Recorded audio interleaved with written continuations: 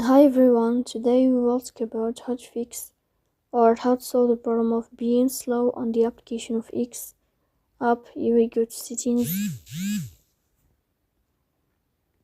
In this page, you will go to apps.